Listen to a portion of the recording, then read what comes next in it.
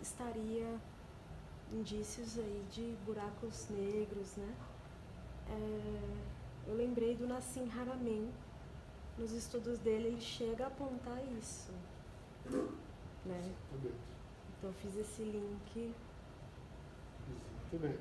Os trabalhos de Nassim Haramein, eu também sei pouco sobre isso.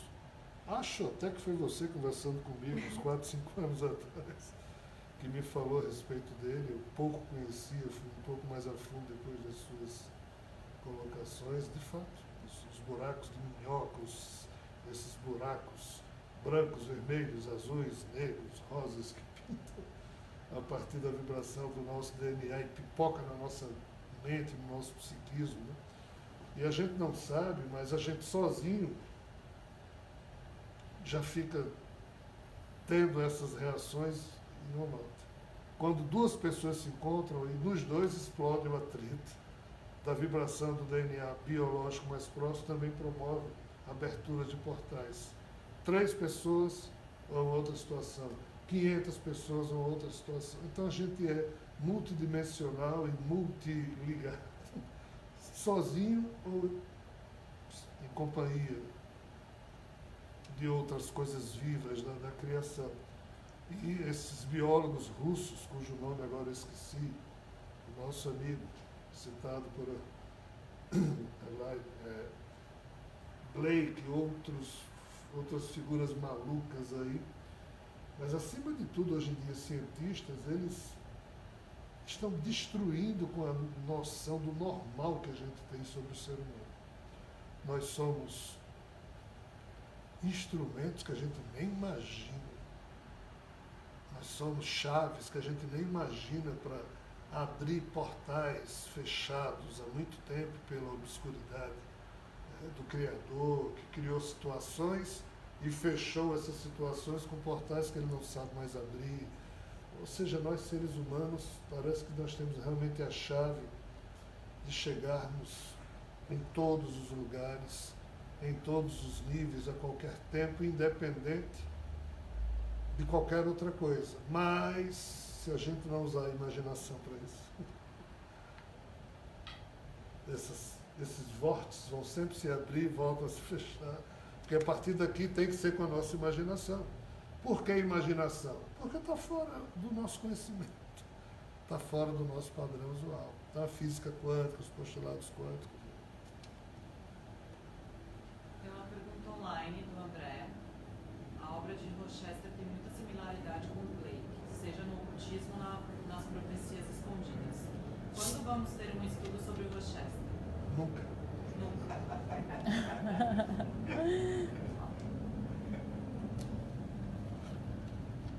Se o próprio espírito de Rochester não providenciar isso, ninguém fará. Sendo bem franco, eu poderia fazer na minha condição de Rogério, mas não vai dar tempo e não tem muito. Em termos de prioridade, isso não. Isso tem interesse para alguns de nós, ou para muitos de nós, mas para os fatos em si, a gente estudar hoje coisas que, por maravilhosas que sejam, já existem outras mais modernas que nos dispensariam de nos aprofundarmos naquilo, né? Infelizmente isso aqui, ou felizmente isso aqui, nos permite ir adiante sem rebuscar o passado.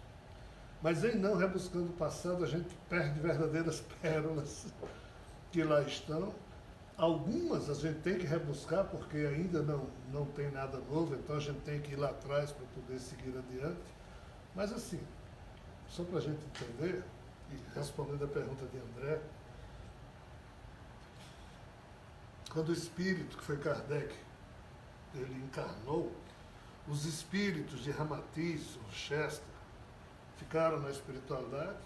O objetivo era ver o que Kardec, o que Blavatsky, o que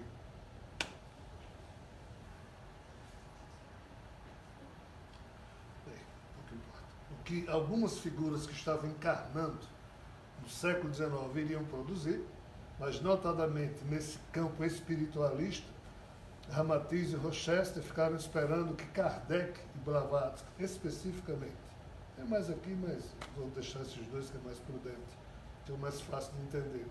Dependendo do que os dois organizassem, eles então depois iriam complementar. Então Kardec ia apresentar um espiritismo druídico, mas foi atropelado pelos fatos, teve que apresentar um espiritismo cristão. Blavatsky trouxe para o Ocidente notícias do Oriente, como aquilo não estava muito bem estabelecido em termos de sistematização da cultura oriental, aquilo veio como se fosse algo oculto, um conhecimento oculto, que só iniciados poderiam adentrar, poderiam abrir aqueles portais. Então Blavatsky trouxe esse aspecto maravilhoso, mas que foi transformado em teosofia, ou seja, a teosofia e a doutrina espírita começaram a competir, esquecidos de que é a complementação, a somatória que produz progresso, né? Mas aí, Ramatiz e Rochester, na espiritualidade, então o que é que nosso amigo Rochester percebeu? Que o lado escandaloso, o lado chato, o lado podre, o lado terrível da obra em que nós vivemos, né, precisava ser posto, porque Kardec só cuidou da parte elegante, da parte cristã. Ramatiz olhou para o que a nossa amiga Blavatsky fez e viu que ela não conseguiu introduzir várias das disciplinas das normas de conduta da cultura oriental, vários painéis. Aí ele então complementou a obra de Kardec e de Blavatsky com os ditados que mais tarde, através de Exílio Mais, ele começou a produzir livros maravilhosos, e Rochester preparou a médium, era uma russa, no início do século XX, começou a produzir o quê? Os painéis perturbadores, que Kardec não cuidou de falar disso, porque já não deu para fazer direito o que ele fez com a Igreja Católica, as igrejas protestantes da época. Já era complicado, chamaram de filho do demônio só porque ele estava falando em espíritos. Imagina se ele fosse falar das coisas trágicas. Então, Rochester fez isso.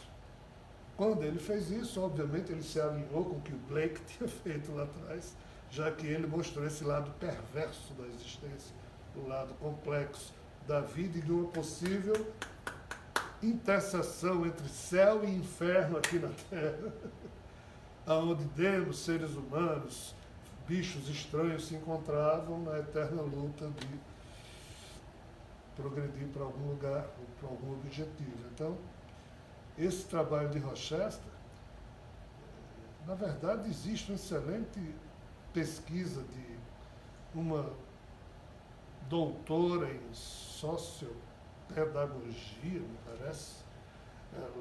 A tese dela na USP foi sobre a obra de Rochester, e realmente eu acho que ela foi muito feliz na análise de todos os livros de Rochester, mas ela parou no lado acadêmico.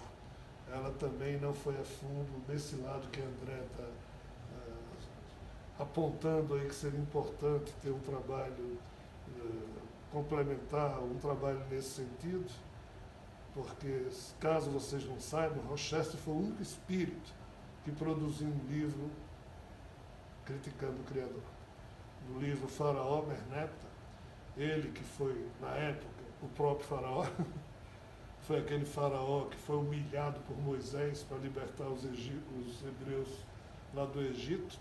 Ele, o faraó, o espírito de Rochester era o faraó, então ele viu por ele mesmo como Javé jogava baixo, como Moisés jogou baixo. No caso, o espírito que me anima estava na época junto a esse faraó como um sacerdote de confiança dele, ou seja, eu estava próximo ao espírito de Rochester nessa época. Então, o meu espírito e o dele, nós somos tão humilhados lá por Moisés, ele como faraó, e eu como mero sacerdote lá tentando enfrentar aquelas loucuras. Então, a gente já tinha sido ali marcado a ferro e fogo pelo lado tragicômico e desgraçadamente real de Javé. E através de Vera, ele escreveu um livro como se dissesse, ei, espíritas, o que Kardec escreveu sobre Deus, papapá, está muito bonito, mas tem uma confusão aí, o conceito de Deus e o conceito de Criador. Esse Deus bíblico, nesse livro, Faraó Merneptah, leia, vocês vão entender o que eu estou dizendo. Ele mostra que o cara... Então, assim, há 27 mil anos atrás, os Bosquímanos Sãs